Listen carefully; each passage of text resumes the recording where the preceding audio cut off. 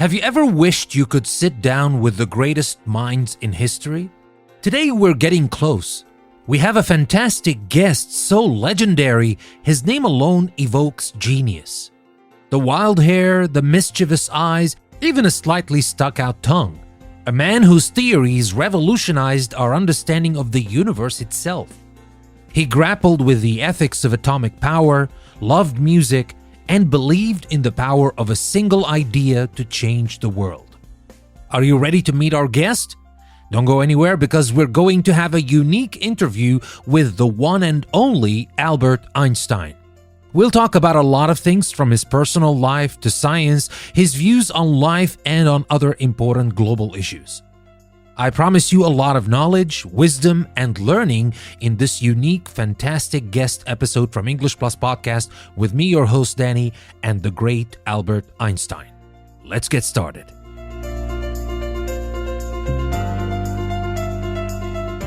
Professor Einstein, welcome to our podcast, and we're thrilled to have you with us. I'm sure everyone in the world knows your name, but maybe some people don't know exactly who you are and what you have achieved in your life. Can you please introduce yourself to our audience? Well, it's certainly exciting to be a part of this podcast. Thank you for inviting me on your podcast, Danny. Podcast, a newfangled word if I ever heard one. Well, my name is Albert Einstein, and as you rightly said, most folks have heard that name by now. They might associate it with a wild-haired old man sticking his tongue out, or scribbles on a chalkboard they couldn't hope to understand. But what do they really know? You see, I'm a physicist by trade, and a bit of a philosopher at heart. My work dealt with grand notions like space, time, light, and gravity. Those may sound rather lofty, but the ideas we uncovered about them have shaped the very world you live in, even if you can't always see it directly. Of course, this didn't happen all at once. I was just a simple patent clerk once, though perhaps less simple than most. Well, my dear, I can sense a hint of arrogance in your little introduction, but you are entitled to anything you want. After all, not everyone is Einstein. But where do you think the line is really drawn between arrogance and confidence, and how important is it for scientists and visionaries, perhaps, to be a little arrogant? You wouldn't be the first to accuse me of a touch of arrogance, wouldn't you? I'd wager there were plenty whispering just that after I shook the foundations of physics. Now, arrogance, there's a word that implies believing oneself superior, infallible. That's hardly the case for me. Confidence, though, a scientist without a healthy dose of that can hardly expect to discover something new. You have to believe your ideas are worthy of examination, even when they defy what came before.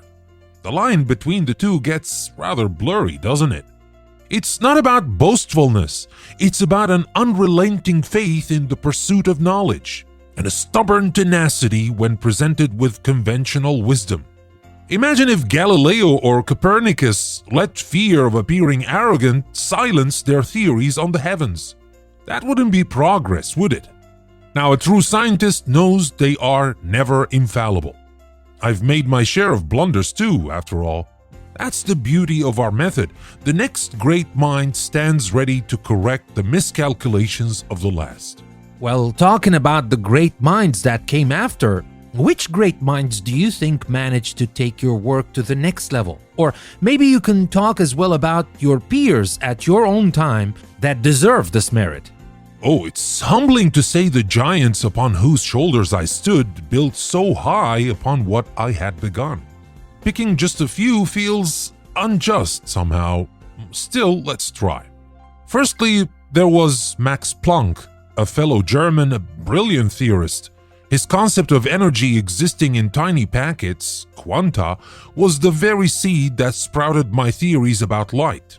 A strange idea, to be sure, and not many believed it at first. My own time was an age of revolutions in physics. You had the likes of Niels Bohr, who delved into the bizarre reality of the atom, a mind unlike any other. There was Werner Heisenberg, whose uncertainty principle, well, let's just say it's better not to worry too much about pinning things down with absolute certainty these days.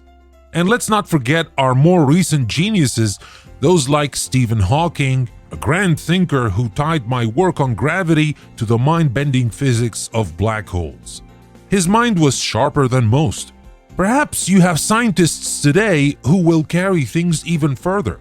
Some brilliant young maverick out there just waiting for their grand idea to shake the world just like mine once did. Well, hopefully for the betterment of humanity. Because after all, some major advancements in physics, those who came from you or your fellow brilliant physicists, led to some of the most devastating inventions in the history of mankind. Well, we can't escape the harsh reality of the invention of the atomic bomb. So, what are your thoughts on this? Yes, my work twisted, weaponized. This casts a long shadow over even the brightest discoveries, doesn't it? There's no escaping the haunting fact that the same equations describing the beautiful structure of the universe also unlocked the horrifying power of the atom. In my time, fear drove my actions. The Nazis were on the rise, and rumors of their own atomic research terrified me. My letter to President Roosevelt, well, even in that situation, it still fills me with a deep regret. Perhaps I was naive in assuming this power might remain unused, that it could somehow stay a deterrent rather than become a weapon of unfathomable death and suffering. The physicists, we bear a weighty responsibility. It's not just about discovering the truths of nature, but understanding how those truths might be harnessed, to what ends. And well, we didn't do so well on that account, did we? The atomic bomb, a stark proof of the potential for knowledge to be used for devastation instead of good. Is it true you said once that you had no idea which weapons would be used in the Third World War, but you were pretty sure it would be sticks in the Fourth? Yes, I do believe something like that slipped out of my mouth once. Of course, it's one of those things people latch onto, repeat ad nauseum until it becomes the only thing Einstein ever said, the image of a funny old genius. There's truth to it, mind you. I don't believe anyone with their eyes open could witness the destructive march of technology and expect an even grander war wouldn't leave us back fighting with the things we first picked up off the ground. Not because there are no clever new inventions left, but because those would likely wipe out our complicated civilization as we know it. There won't be factories building bombs anymore, I wouldn't wager. Now, whether any humans are left around for even that sort of fourth war, I am less optimistic on that account. So, based on that grim reality, why is all that research in physics still necessary if we are indeed some unique kind of animals with no control over our warmongering and the desire to annihilate each other? Wouldn't we be better off without physics? What good will it bring? A bleak question, but in this century you've learned we physicists cannot hide from such things. Still, even with the harsh truths revealed by things like atomic weapons, I remain ever the stubborn optimist. Why research? Isn't curiosity reason enough? The urge to push the boundaries of our understanding, that's something deeply human. Yes, some discoveries take dangerous turns, but more often than not, new knowledge empowers humanity to better itself. Think of all the lives saved due to advances in medicine rooted in physics, or the ability to communicate and share ideas globally, something even I could hardly have imagined back then. Physics shapes more than weaponry. It gives us telescopes, revealing our cosmic insignificance and inspiring humility. It gives us tools to peer inside the body, not to cause harm, but to heal. It might even one day give us the means to leave this vulnerable planet and seek a future among the stars. To give up research would be to deny ourselves hope. Problems arise not from knowledge itself, but from how we wield it. And that, my friend, is a question of human wisdom, not scientific equations. So, does the great Albert Einstein still have hope in humanity, even after all the disasters we brought upon ourselves? I mean, we managed to damage our planet in the past 200 years, more than our entire human history. And that rate is ever accelerating. Are you still hopeful about the future of humanity? I'm not trying to kill your optimism. I'm an optimistic person myself, but I'm trying to distill some wisdom from your great mind. Perhaps some people in power may listen to you and heed your warnings. But does an old physicist get to simply be hopeful? It's more complicated than that. One thing I've learned is that life, The universe itself doesn't work on neat scales of good and bad. It simply is. Yes, the capacity of humankind for destruction, thoughtlessness, appalls me. It did then, and seeing where your society sits now, there's still plenty to despair over. The way you ravage your own planet and each other makes the atomic bomb look positively quaint. Still, hope springs eternal in this stubborn old head. Because side by side with that bleakness, I also see marvels. Minds who strive for peace, scientists solving seemingly impossible problems, artists pouring beauty into the world even amidst its woes. I've witnessed acts of bravery and compassion that cut through all the noise. Humanity, well, we're a contradictory bunch, aren't we? Capable of unimaginable cruelty, yet driven by boundless love. Brilliant and impossibly foolish. I can't give you easy answers about our continued survival. I don't pretend to have them. But what wisdom I can offer is this. We must focus on kindling more of those positive sparks. That brilliance, that compassion must grow and learn to overpower the darker things within us. Perhaps through those in power, yes, but more importantly, through every individual making wiser choices, valuing human life and a shared future over petty squabbles or reckless consumption. That's how the equation starts to tip towards light. I see. Well, before we move on to talk about your personal life, I couldn't but notice that you didn't mention Oppenheimer even though we talked about the atomic bomb and all that. Is there a specific reason why you didn't mention him? The Oppenheimer question, yes, it was bound to come up. To be brutally honest, it's a rather painful subject for me and not quite a simple one either. Oppenheimer, he was a complex man, brilliant undoubtedly, and an undeniably talented leader. The Manhattan Project wouldn't have succeeded without him. But also deeply troubled, I feel, and those troubles caught up with him in the end. Don't misunderstand, I do feel sympathy for the position he was placed in. Leading such a monstrous effort must have weighed heavily on his soul. And later, with the hearings and the way he was cast down, the politics of it all, it certainly felt unjust. A brilliant mind tainted in the eyes of power. Yet there's also a flicker of disappointment, I must admit. It seemed Oppenheimer was all too easy to be swept up in the momentum of war, too eager to see this terrible new weapon unleashed, without stopping to question if it should be done. That moral hesitancy, the physicist's duty to consider the fallout of their work, in this I found him failing. This makes our relationship, or what was left of it after such events, difficult for me to dwell on. Have you been approached to help with the Manhattan Project, Professor?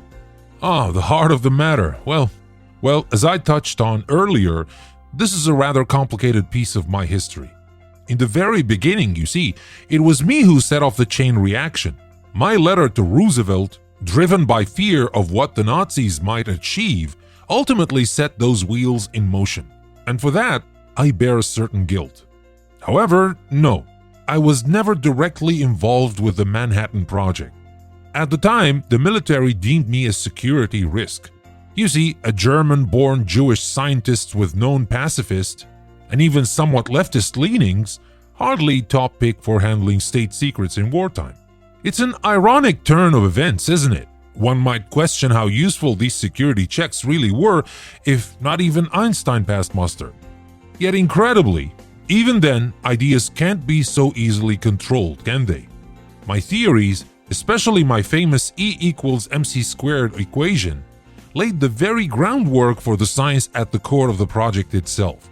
So I cannot fully disentangle myself from it, no matter how the officials of the time might have tried. Well, I appreciate your honesty, Professor, and this is my last question about the atomic bomb, I promise. Do you believe it was really the only solution to stop the war, or was the American government a little too eager to try its new baby monster? In other words, was bombing Hiroshima and Nagasaki an absolute necessity? The question that haunted me to my final days, and has surely sparked debate ever since. There's no neat answer I can offer you, even with the wisdom of hindsight. Honestly, my mind has turned over it so many times I'm hardly sure myself. At the time, fear propelled many decisions, an invasion of Japan would have been bloody, the loss of life colossal. This is what we were told. You have to place yourself in that mindset amidst a brutal war on a scale never seen before. Yet those projections, nowadays historians squabble over their accuracy. Some speak of diplomatic overtures already being extended by Japan through back channels. But were those ignored? Others say it was the Soviet entry into the war rather than atomic weapons that was the final straw. In this whirlwind of war, motivations get murky as mud. One justification piles atop another until sometimes it's impossible to see the original point clearly. The easy thing would be to condemn it all outright, hindsight bias at play. Yet I was caught up in those fears too, at first. Now there's doubt that sits like a lead weight. Were those cities true military targets or merely demonstrations of horrifying power? Did it save lives ultimately, or was it a monstrous experiment on innocence? I fear such questions may never be truly answered, not even by me. Well, what can I say, Professor? For my part, I hope we never live to see those days again, and who knows, we might wake up one day to see some really moral leaders gathering up and deciding to dismantle this terrifying nuclear arsenal that can destroy our planet many times over. But until that day comes, we have nothing better than to hope for the best and for the glimmer of goodness and that shade of humanity that may one day shine in the hearts of people in power. Yes, let us hope and advocate for such a day. Until then, we must all make choices, in ways both grand and small, to steer towards that better future. It cannot be left to leaders alone, but rests on the actions of each individual.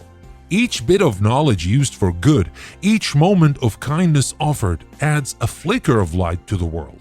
If my little theories, born of curiosity, have instead been twisted into such destructive force, the only true counterbalance I can envision is a tide of human decency, pushing back against the darker sides of our nature. Perhaps that's naive optimism of an old physicist, but even the stars above us cannot truly shine forever. Yet it is their brief light we must treasure until they fade. Well, that was the first part of our interview with the one and only Professor Albert Einstein. We talked about some sensitive stuff, and in the next part of our episode and interview, we will delve deeper into the personal life of Albert Einstein. Don't go anywhere, we'll be right back.